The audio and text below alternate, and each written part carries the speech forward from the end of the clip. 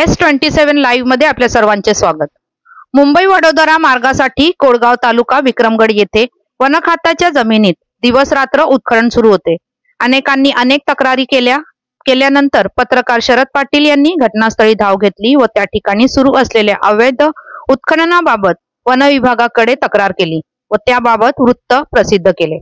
त्यानंतर वन खात्याने कारवाई करून ही वाहने कासा FDCMच्या कार्यालयासमोर उभी आहेत।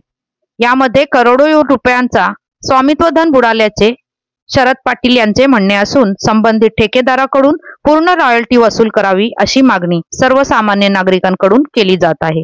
धन्यवाद। मुंबई वडोदरा महामार्ग हा अनेकांना लाभदायक ठरलाय, वरदान ठरलाय, तर काहींना तो अक्षरशः शाप ठरलेला आहे। माझ्या मागे आपण बघत असाल तर मोठ्या प्रमाणावर उत्खनन केलेलं आहे। हा जो परिसर आहे म्हणजे हा खूप मोठ्या प्रमाणावर इथे उत्खनन केलेलं आहे। विक्रमगड तालुक्यातील कोणगाव करसूड या ग्रामपंचायतीच्या हद्दीतील कोणगाव हा परिसर इथे आहे आणि कोणगाव गावामध्ये एका आदिवासी माणसाची जमीन भाड्याने घेऊन अक्षरशः वन खात्याच्या जमिनीमध्ये हजारो ब्रास इथे माती काढलेली आहे। एका आदिवासी माणसाच्या नावाने अर्ज केला आणि 10,000 ब्रासची रॉयल्टी मागितली। प्रत्यक्षात 10,000 पेक्षा कितीतरी पटीने अधिक उत्खनन इथे झालेलं आहे। याच्यामध्ये फॉरेस्टचे सगळे अधिकारी हे सामील आहेत। म्हणजे खरं तर FDCMची ही जमीन आहे सांगितलं जातं। काही म्हणतात कासाप फॉरेस्टच्या हद्दीत येतं, काही म्हणतात कंचाड फॉरेस्टच्या हद्दीत येतं।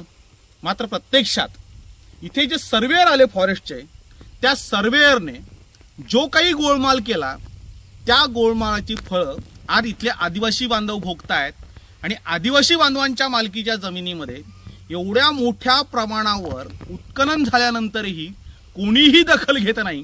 या संदर्भातली तक्रार आल्यानंतर आम्ही प्रत्यक्ष जागेवर आलेलो आहोत आणि जागेवर जेव्हा बघितलं तेव्हा इथली भयानक परिस्थिती ही लक्षात येते। म्हणजे कोणगाव ग्रामपंचायतीच्या हद्दीमध्ये खरं तर हे एकाच ठिकाणी उत्खनन नाहीये, म्हणजे मोठ्या प्रमाणावर उत्खनन या पूर्ण पट्ट्यामध्ये झालेला आहे। हा खरं तर फॉरेस्टचा भाग आहे। म्हणजे आपण जर खालपासून बघितलं तर वरपर्यंत म्हणजे हे जे झाड आहे अशी कित्येक झाडं ही या पट्ट्यातली कापली गेली, ती नाहीशी केली गेली। फॉरेस्ट मात्र शांत आहे, फॉरेस्ट मात्र गप्प आहे। म्हणजे इतर ठिकाणी एक झाड किंवा त्याची फांदी तोडली तर फॉरेस्ट वाटेल तेवढ्या कारवाया करतं। कोणगाव ग्रामपंचायतीच्या हद्दीमध्ये मात्र मोठ्या प्रमाणावर झाडं तोडली गेली। म्हणजे इथे तुम्ही जर बघत असाल तर ही झाडं अशी इथे पडलेली आहेत। आता जे वरती झाड आहे आणि खाली म्हणजे खालपासून तर वरपर्यंत आपण बघितलं तर पूर्ण उत्खनन झालेलं आहे। आता ते झाड जगेल कसं? आणि हे एक झाड नाहीये तर अशी शेकडो झाडं इथे जी फॉरेस्टच्या हद्दीमध्ये आहेत।